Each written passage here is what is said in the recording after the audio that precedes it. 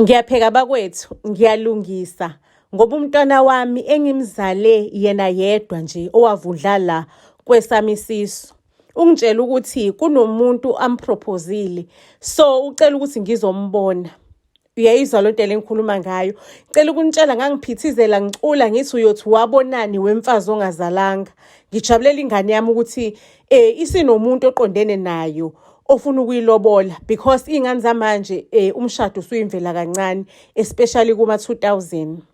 Hhayi-ke ngiqede-ke nami ngithatha isitifu ngithi nje ngifuna ukufudumala kancane ikhwe lingifice ngifudumele. Ake afike-ke ngempela umntwana wami, shock of my life, uhamba ne-ex fiance yami. Ngisukume ngime ngey'nyawo ngithi go away.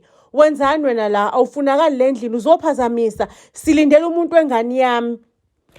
Ingane yami ithi empeleni kahle kahle ma uyena muntu lo engithandana naye. Ngithi hayibo, simakade ngiyalingwa yini? Asanda, awazi ukuthi lo weyi-ex fiance yami, lo wabhala incwadi ukuthi ucela ukuzobika isihlobo esihle ekhaya, kwaphekwa ekhaya. Ngamsayinisa indaba zokuthi ngicela ukuthi mangabe selobolile, okwami ngokwami, okwakhe ngokwakhe. Gonko, salinde emalobolweni kuphekiwe umphakathi ugcwele, wangafika lo. Ufuna ukuzomshada nawe, umuntu wethandana noma wakho? Avelana aphenduleke, aphendule umkhonzi athi hayibo, imaphela mamezala. Hey, mamezala my foot. Umkhonza usengibiza ngomamezala, umuntu engajola naye iminyakanyaka. Sithandana, wathi uzongilobola wangafika usezongibiza ngomamezala. Ngamtshela kahle wesikhohlakala sendoda endala.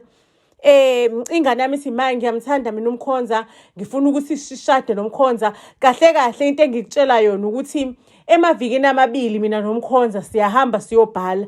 Ngizocela ukuthi i-beef yenu nisquashe ngoba mina umkhonza uzongishada, sizohamba siyobhala enkantolo. Umama athi akunamalobolo mina engizowathatha la avela kumkhonza. Ithi ingane, hawu ma, ubani obethe kuzokhokhwa amalobolo? Amalobolo isidala leso, into ongayazi ukuthi ikhokhelwani ngoba mina umkhonza ngiyamthanda nawe uyangithanda. Amalobolo okwenzani azodliwa wena ma? Hayibo kahleni wema, mina angifune malobolo, siyobhala nomkhonza. Hey, ngicela ukukutshela ngivelane ngiyifunda ibhaliwe-ke le.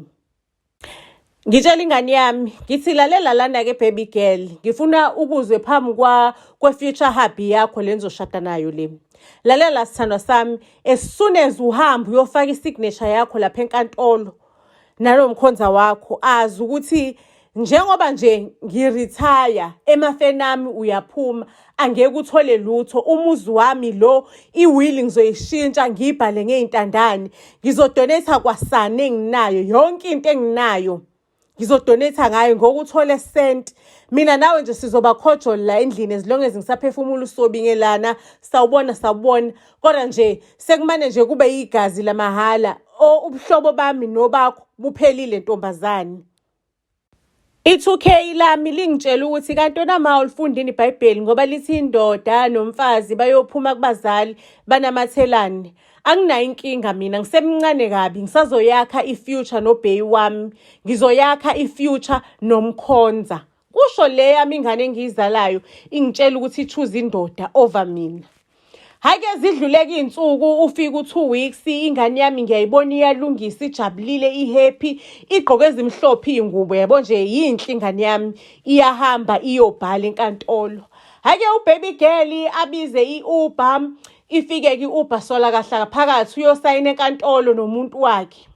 Hhayi-ke ahambe-ke, mina ngithemba ngabe ngithi ngiyabuya endlini ngifica ubaby girl, ngazi ukuthi mina phela uyoshada, mhlawumpe uzobuyela kamuntu wakhe umkhonza. Angazi ukuthi unayo indawo yokuhlala umkhonza noma uhambe mbamba ebantwini, angisazi isitori sakho ukuthi sithini. Mengithi ngifica ubaby girl uyakhala ekhawuchini, umkhonza akafikanga enkantolo ukuzobhala naye umshado. Umlinde wamlinda, wathi uyamfonela ifoni ayisangeni, usemblockile, wathi uzama amanye amanamba wablokha kwayiwona lawo manamba. Mina ngisho umkhonza sengiyamtshela-ke lo wami umntwana, ngithi sithandwa sami, uyisabe indoda engasabi lutho. Iyiphi indoda engajola nomamezala iphinde ijole nengane futhi?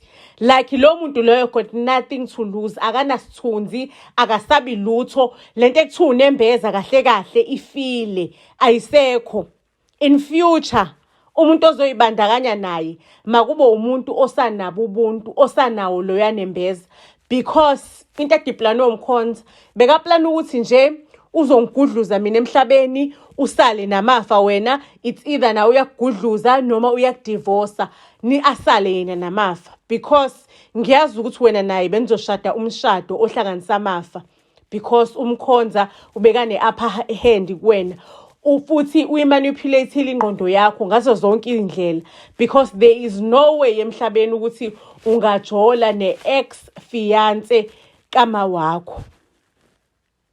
Hey ingane yami yasala kanjalo-ke i-heartbroken, but-ke impilo iyaqhubeka. Phela kanjalo-ke indaba yethu isiyolala ibonene ey'torini ey'landelayo. Buzz SA to all social media platforms. Ningakhohlwa ukuthi nihambe niyosifollowisha on our YouTube channel because kuyolisiza kakhulu leli page ukuthi likhule. Siyabonga kakhulu, siyanithanda.